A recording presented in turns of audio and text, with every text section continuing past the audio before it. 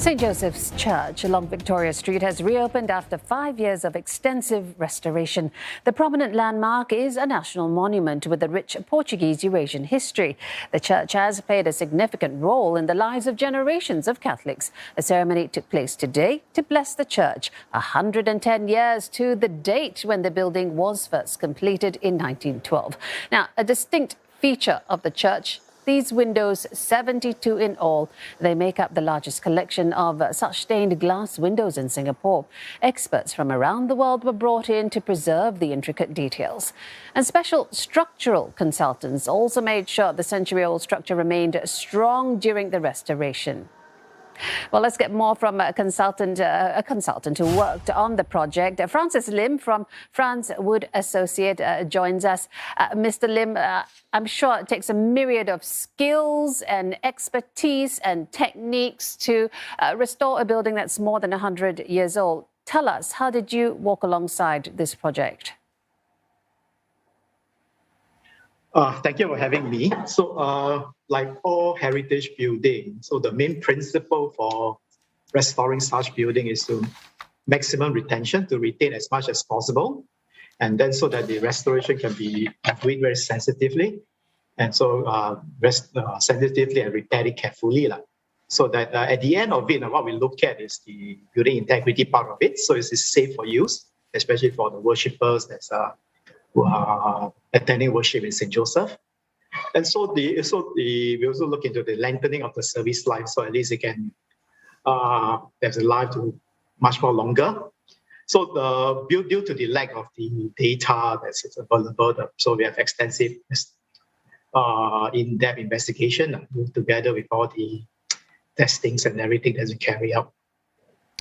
Mr. Lim, you mentioned, actually, you say it so casually, but they're very difficult. So one, you want to retain as much of the original features as possible. Two, I imagine you also need to keep the cost down. Three, you want to lengthen the existing life of what the features that are already there.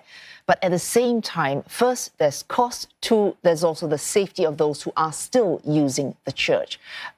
It's not easy. How do you balance it? Is there any one point when you thought this is just too difficult to balance? Not really. So we look at the materials. We make sure that those we can, whatever we can get locally, we will try to get locally. So at least there are the materials that are here. So like some of the restoration being carried out by our local artisans, like the stained glass. We have our local guys to do it, our local artisans, experts. So they are one that do it. Of course, there's some that is quite specialized. So we have people from other places, like Portugal or Spain. Yeah, tell us more about that, because I imagine the intricacies, it would be lovely to find all the skills in one place here in Singapore. But when that was not possible, what kind of people did you bring in and what did they have to do for this building? Okay, so we look at what is required for the job, for the things that need to be restored, the artifacts. So the one that we bring in bring from overseas to do the restoration of the artifacts are mainly for the statue and the murals.